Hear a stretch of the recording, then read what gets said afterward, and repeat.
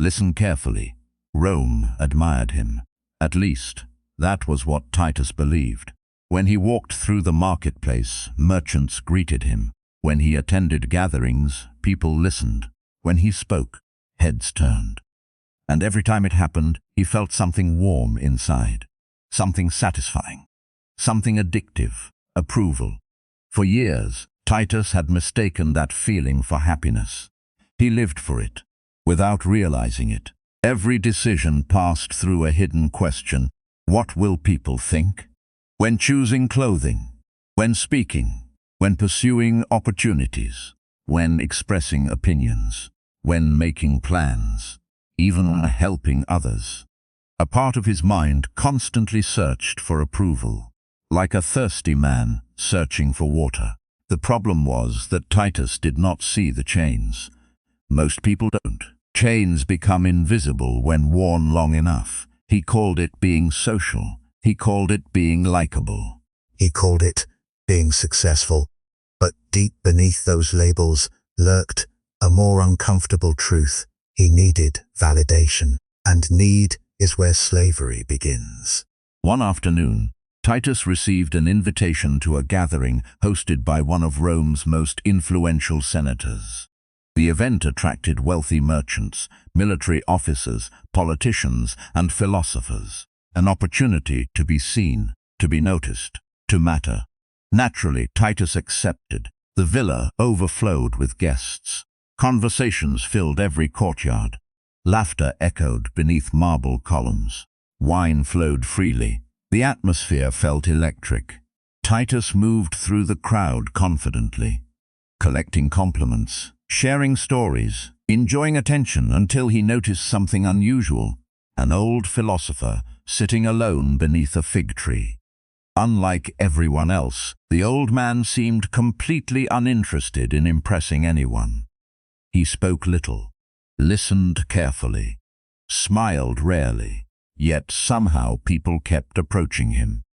Not because he demanded attention, because he didn't. The contrast fascinated Titus. Eventually, curiosity pulled him across the courtyard. "You seem detached from all of this." The philosopher looked up. His eyes were calm, dangerously calm, the kind of calm that cannot be purchased. The old man smiled. "Detached from what?"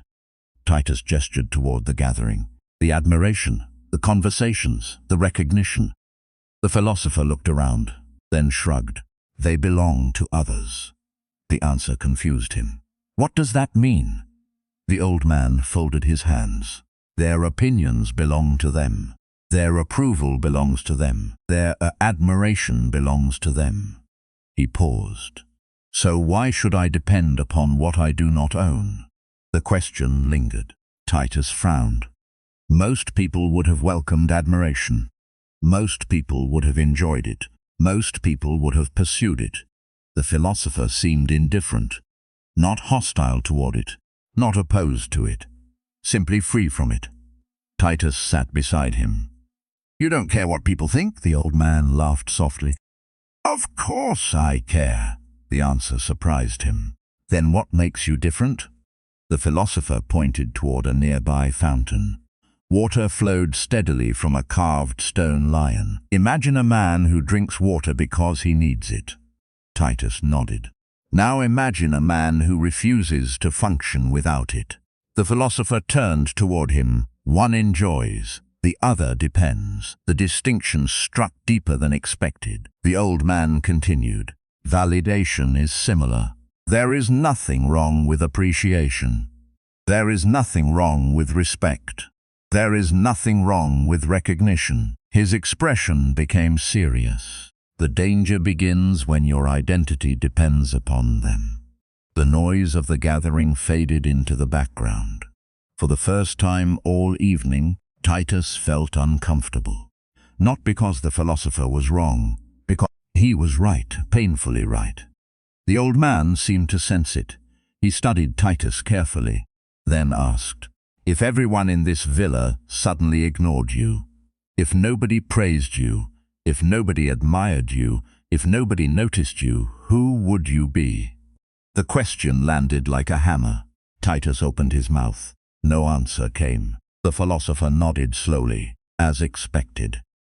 A chill ran through him. The old man continued. Marcus Aurelius spent much of his life warning himself about this. Warning himself about what? The temptation to live through the eyes of others. The evening wind moved through the fig tree.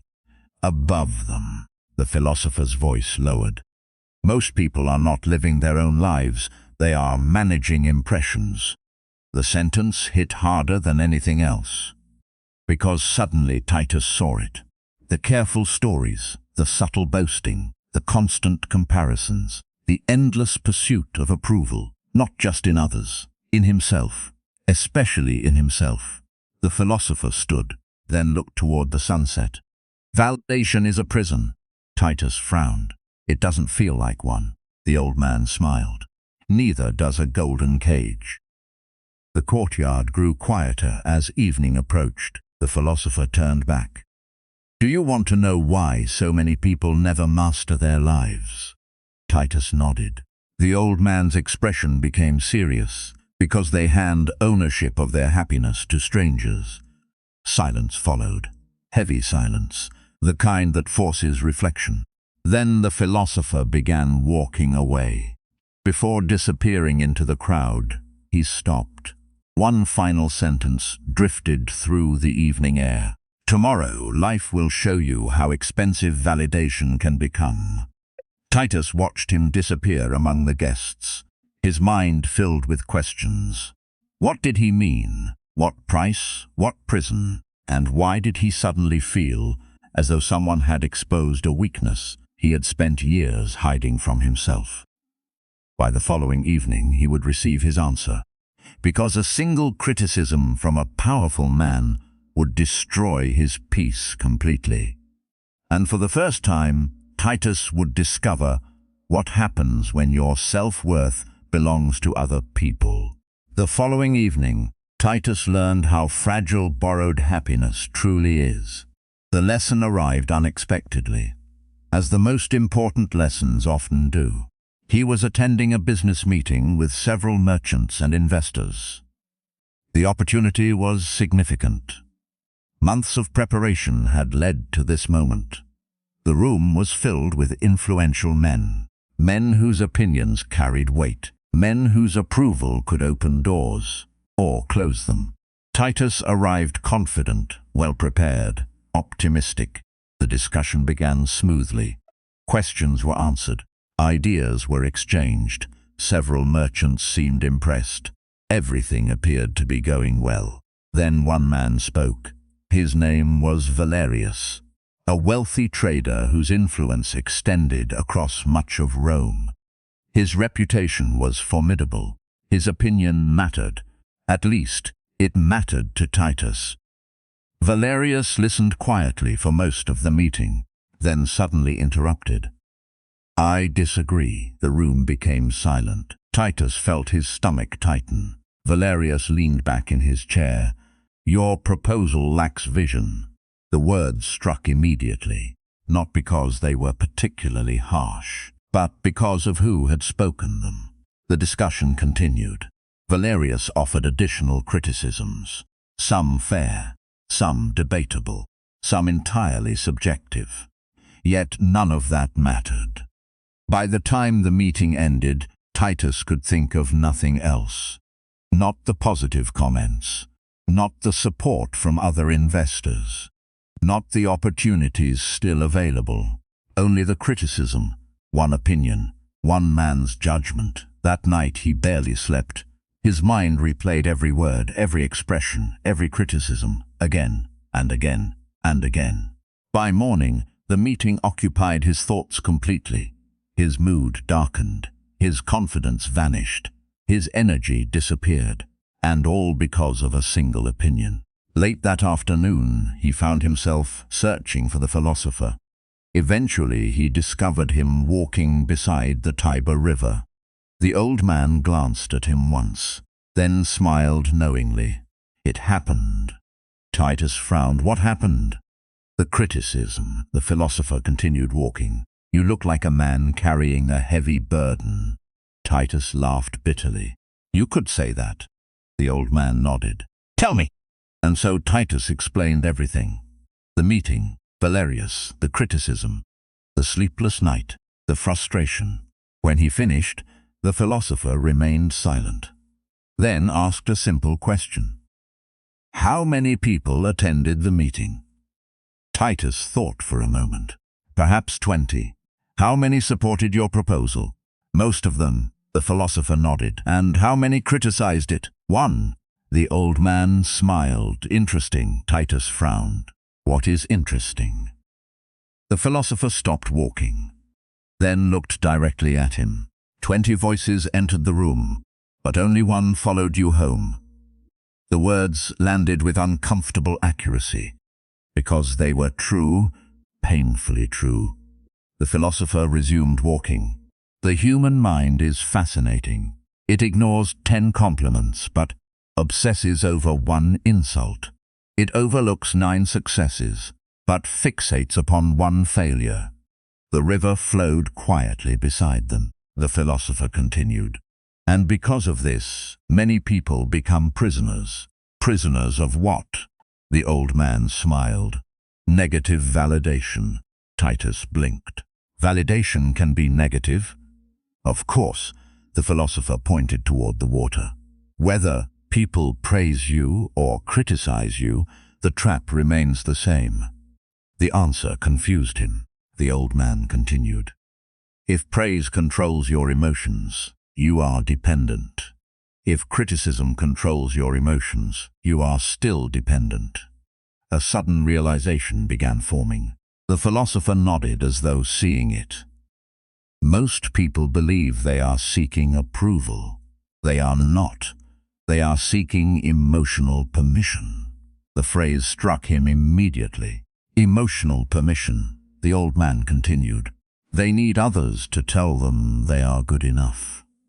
They need others to tell them they are valuable. They need others to tell them they matter. The philosopher stopped beside a stone wall, overlooking the river. Marcus Aurelius understood something extraordinary.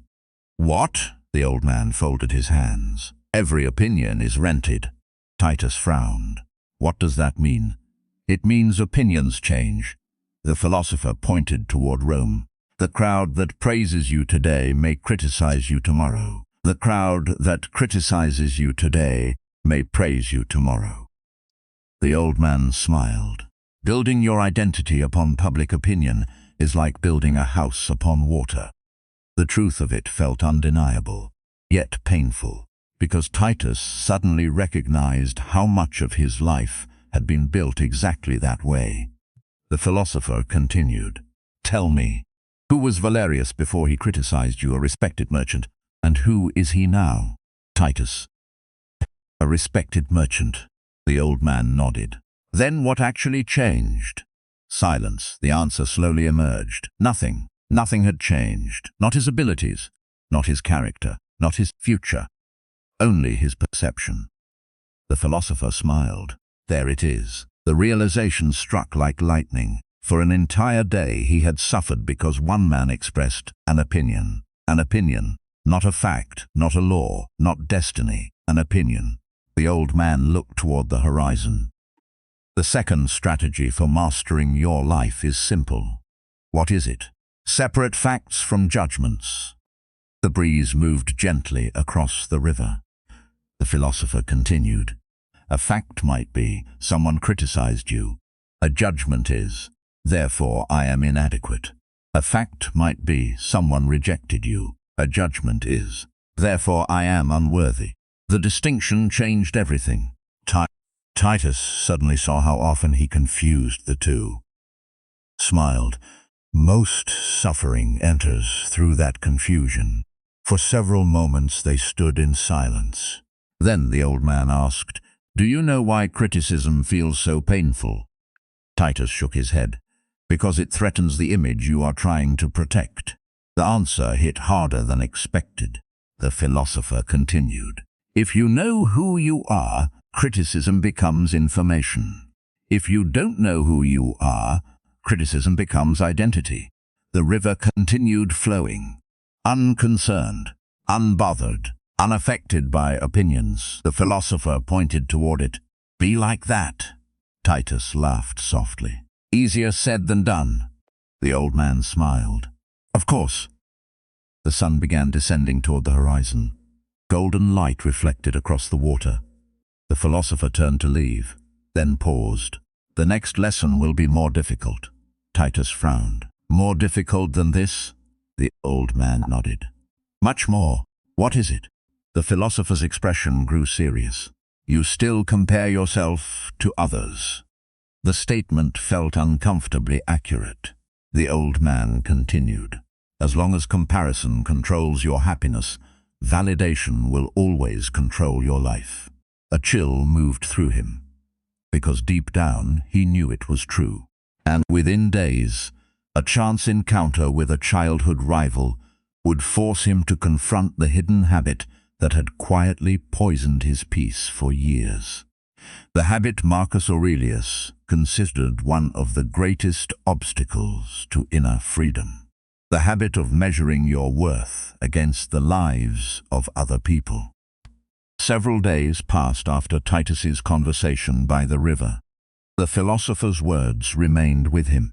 20 voices entered the room, but only one followed you home. Every opinion is rented. Separate facts from judgments. The lessons were powerful, yet one weakness still remained. A weakness hidden so deeply within his mind that he barely noticed it. Comparison. The habit seemed harmless, natural. Even everyone compared themselves to others. At least that's what Titus believed, until life exposed the cost. The lesson arrived on a bright afternoon in Rome. Titus was walking through the forum when he heard a familiar voice. "Is that really you?" He turned, and immediately recognized the man standing before him. Cassian, a childhood friend, or perhaps rival was the better word. For years they had grown side by side, studied together, worked together, competed with one another. Whenever Titus succeeded, he compared himself to Cassian. Whenever Cassian succeeded, Titus compared himself to him. Though neither openly admitted it, their lives had become an endless scoreboard. Now, years later, they stood face to face once again, and Cassian appeared remarkably successful. Fine clothing, confident posture, an entourage of assistants following closely behind. Everything about him communicated achievement. The two men exchanged greetings, caught up briefly, discussed business, life, family, opportunities.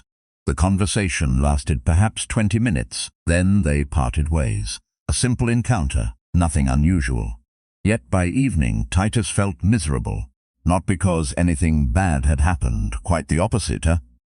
Cassian had been friendly, respectful, generous. The problem was comparison. As Titus replayed the meeting, his mind began constructing stories. Cassian is further ahead. Cassian is more successful. Cassian has achieved more. Cassian matters more. The thoughts multiplied relentlessly. Each comparison stealing a little more peace. Each comparison transforming another person's success into his own suffering. By nightfall, his mood had completely changed. The following morning, he sought the philosopher once more. The old man sat beneath the familiar fig tree, as if expecting him. Titus approached. "I met someone yesterday." The philosopher smiled. "And now you're unhappy." Titus blinked. "How did you know?" The old man laughed softly. "Because comparison leaves fingerprints." They sat together beneath the shade, and Titus explained everything.